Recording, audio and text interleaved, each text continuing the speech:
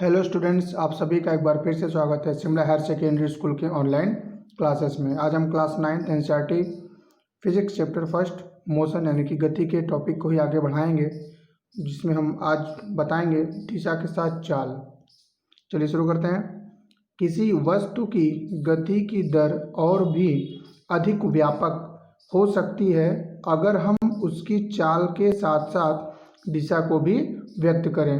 मतलब कि अगर किसी वस्तु की गति की दर और भी अधिक सही हो सकती है और भी अधिक व्यापक हो सकती है, या कह सकते हैं कि उससे और भी अधिक जानकारी प्राप्त हो सकती है अगर हम उसकी चाल के साथ साथ दिशा को भी व्यक्त करें।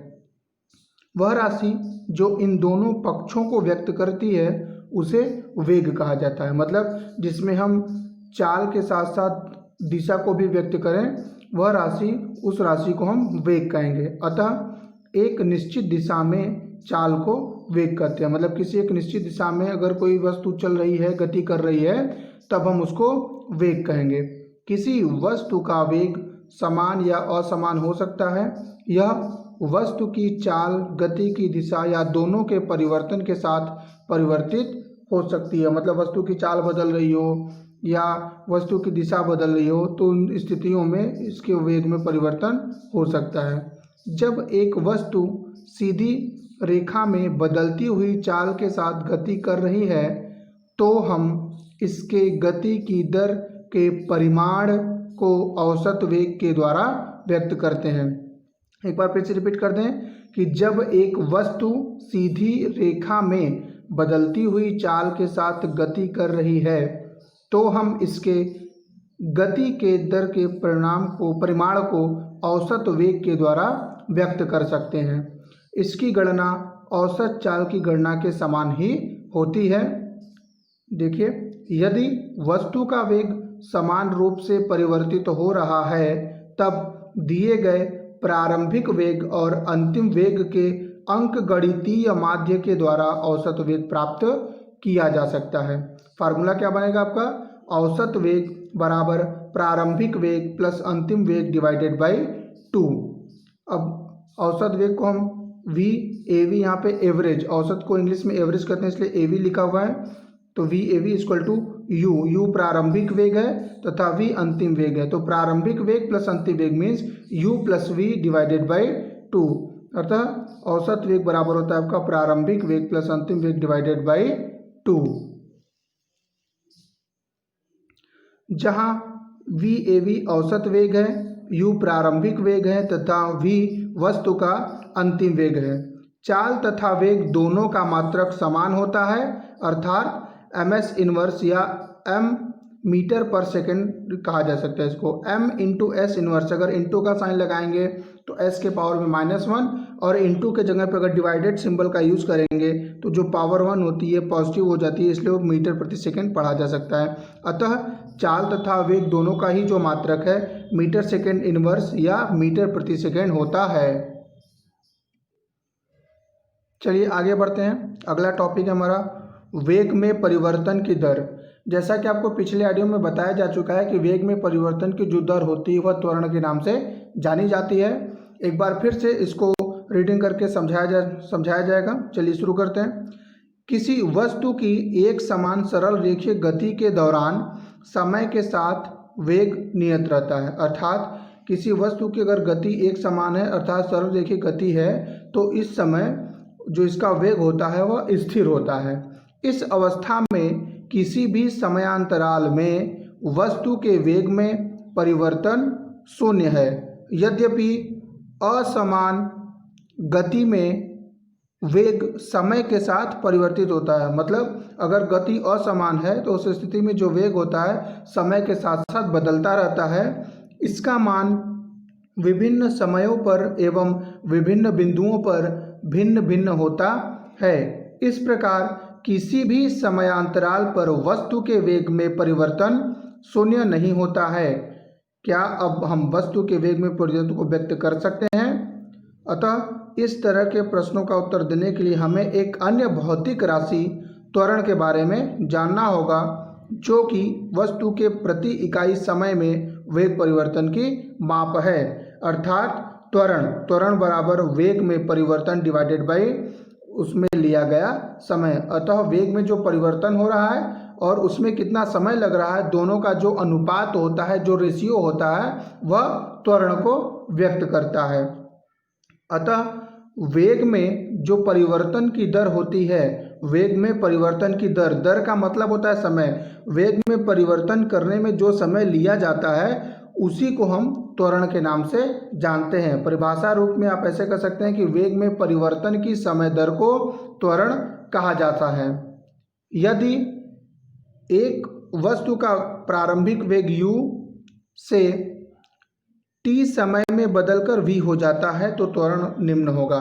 एक बार फिर से देख लीजिए यहाँ पे कि यदि एक वस्तु का प्रारंभिक वेग u से, प्रारंभिक वेग को u से रिप्रेजेंट करते हैं, और मान लीजिए कि प्रारंभिक वेग बदलकर v हो जाता है, तो प्रारंभिक वेग से कुछ अगर वेग बदलेगा तो उसको बदलने में कुछ ना कुछ समय लगेगा, उस समय को t से रिप्रेजेंट किया गया है। तो उस स्थिति में जो त्वरण होगा a = v - u/t, मतलब अंतिम वेग माइनस प्रारंभिक वेग डिवाइडेड बाई t।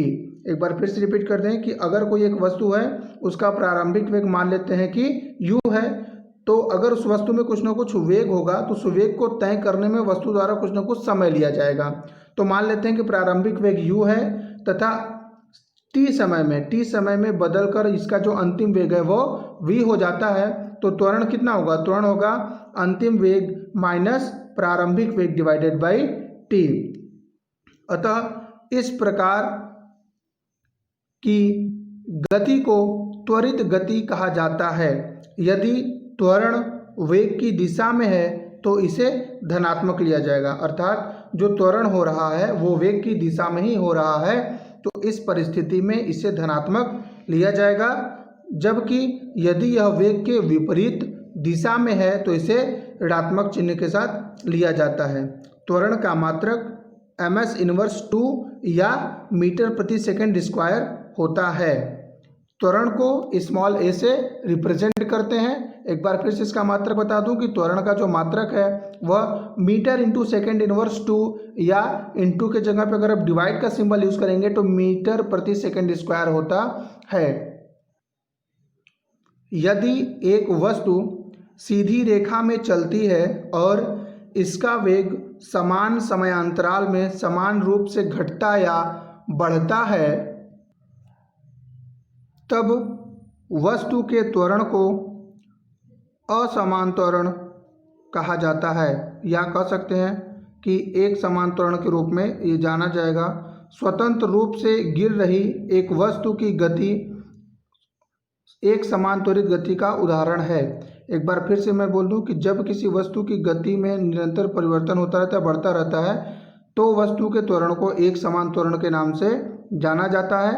स्वतंत्र रूप से गिर रही वस्तु की गति एक समान त्वरित गति का उदाहरण है। दूसरी ओर एक वस्तु अगर असमान त्वरण से चल सकती है, अर्थात यदि उसका वेग असमान रूप से बदलता है, तब भी हम उसको कहेंगे कि वो जो है एक समान त्वरण में चल रही है। उदाहरण के लिए, यदि एक कार सीधी सड़क पर चलते हुए समान समयांतराल में असमान दर से चाल को प्रस्तुत करती है, तब कहा जाता है इस स्थिति में कि जो त्वरण था वह असमान है। अर्थात अगर किसी वस्तु का वेग निरंतर रूप से बढ़ रहा हो, बढ़ता हो, या एक समान वेग से घटता हो, तब हम उसको कहते हैं कि जो त्वरण है वह एक समान है।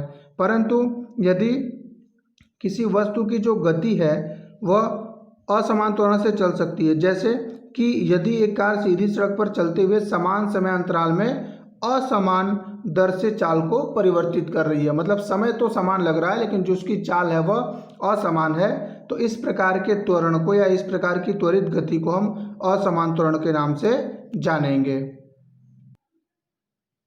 चलिए आगे बढ़ते हैं। हमारा अगला टॉपिक है गति का ग्राफीय प्रदर्शन। बहुत महत्वपूर्ण टॉपिक है। चलिए शुरू करते हैं। कई घटनाओं के बारे में मूल जानकारी सुविधाजनक विधि से ग्राफ द्वारा प्रदर्शित की जा सकती है। उदाहरण के लिए, किसी एक दिवसीय क्रिकेट मैच के प्रसारण में किसी टीम द्वारा प्रत्येक ओवर में बनाए गए रनों की दर को प्रायः ऊर्ध्वाधर बार ग्राफ से दिखाया जाता है। अतः हम ये कह सकते हैं कि ग्राफीय प्रदर्शन जो है वह अति महत्वपूर्ण है प्रत्येक स्थिति को प्रदर्शित करने के लिए। एक सरल रेखीय ग्राफ की सहायता से दो चर युक्त रैखिक समीकरण का हल ज्ञात किया जाता है। किसी वस्तु की गति को दर्शाने के लिए एक रेखीय ग्राफ की आवश्यकता होती है। इस स्थिति में रेखा ग्राफ किसी एक भौतिक राशि पर निर्भरता को दर्शाता है, जैसे दूरी या वेग को दूसरी राशि जैसे समय पर। मतलब किसी भी सरल रेखीय ग्राफ की सहायता से दो चर युक्त रैखिक समीकरण को लेकर के हम ग्राफ के द्वारा उस वस्तु की गति को दर्शाने के लिए इस्तेमाल कर सकते हैं, और इसके लिए एक रेखीय ग्राफ की आवश्यकता होती है। इस स्थिति में हम रेखा ग्राफ किसी एक भौतिक राशि पर निर्भरता को दर्शाता है, जैसे दूरी या वेग का दूसरी राशि।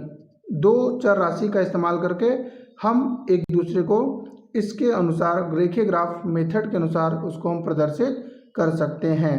अतः इसको दर्शाने के लिए एक रेखीय ग्राफ की जरूरत होगी, जिसमें कम से कम दो चर राशियों का इस्तेमाल करते हुए हम ग्राफीय विधि से प्रत्येक स्थिति को प्रदर्शित करेंगे।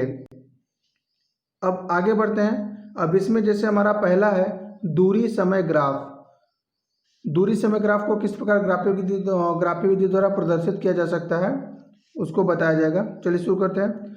समय के साथ किसी वस्तु की स्थिति परिवर्तन को एक सुविधाजनक पैमाना अपनाकर दूरी समय ग्राफ द्वारा व्यक्त किया जा सकता है। मतलब टाइम के साथ किसी वस्तु की स्थिति परिवर्तन को एक सूटेबल स्केल मान करके, एक सुविधाजनक पैमाना मान करके दूरी समय ग्राफ द्वारा इसे व्यक्त किया जा सकता है। इस ग्राफ में समय को x अक्ष और दूरी को y अक्ष पर प्रदर्शित किया जाता है। एक बार फिर से रिपीट कर दूं कि इस ग्राफ में समय को x अक्ष और दूरी को y अक्ष पर प्रदर्शित किया जाता है।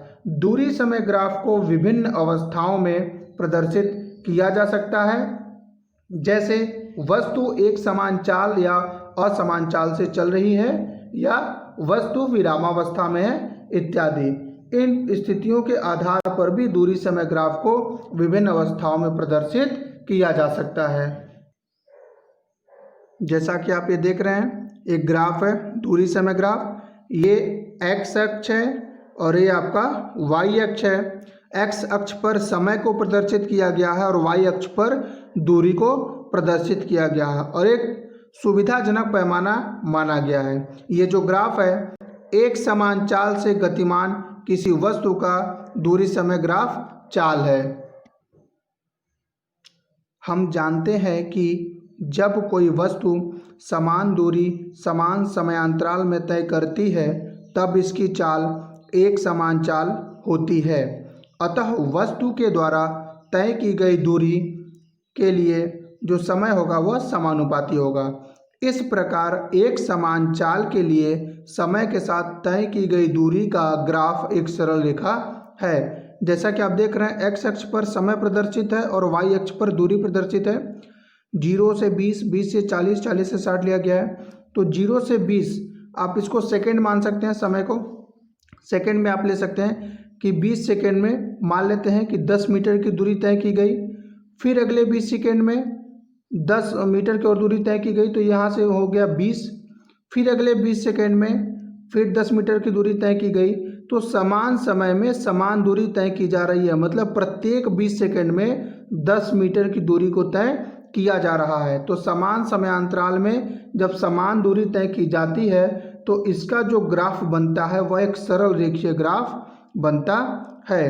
अतः एक समान चाल के लिए समय के साथ तय की गई दूरी का जो ग्राफ होगा वह एक सरल रेखा को प्रदर्शित करेगा।